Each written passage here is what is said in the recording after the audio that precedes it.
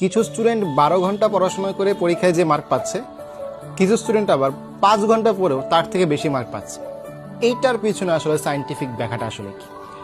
ছোটবেলা থেকে আমাদের বাবা মা এবং টিচাররা একটা কথা কিন্তু সবসময় বলতো যে সারাদিন পড়ো, যত বেশি পড়বা তত বেশি মার্ক আসবে, 12 ঘন্টা 14 ঘন্টা পড়ো।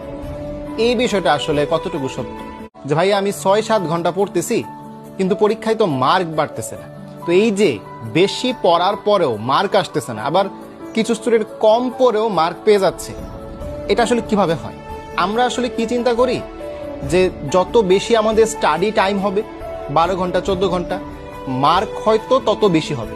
কিন্তু বিষয়টা আসলে এরকম না। স্টাডি টাইমের সাথে ফোকাস জিনিসটাও গুরুত্বপূর্ণ। এই জায়গায় সূত্রটা এরকম হবে যে study time into focus equals to আমাদের এক্সামের মার্ক। যদি কেউ 12 ঘন্টা বই নিয়ে বসে থাকে কিন্তু তার ফোকাস মানে মনোযোগ হচ্ছে ফ্রি ফায়ারে, তার মনোযোগ হচ্ছে টিকটকে, তার মনোযোগ হচ্ছে ফেসবুক বা ইউটিউবের রিলসে, তার মনোযোগ হয়তো বা প্রেম ভালোবাসা বা অন্য কোথাও, তাহলে কিন্তু তার স্টাডি টাইম যতই হায়ার হোক, যতই উপরে যাক, যত বেশি হোক, ফোকাস কম হওয়ার কারণে সে কিন্তু আউটপুটটা, পরীক্ষায় রেজাল্টটা কিন্তু ভালো পাবে না।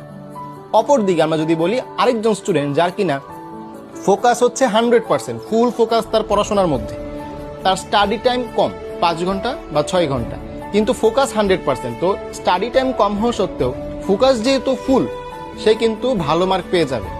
এই জায়গায় একটা কথা থাকে যে কারো যদি দুইটাই বেশি থাকে, স্টাডি টাইমও বেশি, ফোকাসও বেশি, তারাই কিন্তু দেখা যায় শেষ পর্যন্ত জাতীয় মেধায় টপ করে। তো আমি এখানে কথা বলতেছি যে বেশি পড়েও কেন মার্কটা আসতেছে না, বিষয়টা বুঝতে পারছেন কিনা? আপনি দেখতেছেন যে সে হচ্ছে 12 ঘন্টা বই নিয়ে বসে আছে, কিন্তু তার মনোযোগ এইখানে নাই, মন বইয়ের বাইরে, মন হচ্ছে মোবাইলের স্ক্রিনে বা অন্য কোথাও কোনো কিছু নিয়ে সে টেনশন করতেছে। তো ফোকাস যেহেতু কম, স্টাডি টাইম বেশি হইলেও এটা গুণ হয়ে আলটিমেটলি কি রেজাল্টটা কম হবে।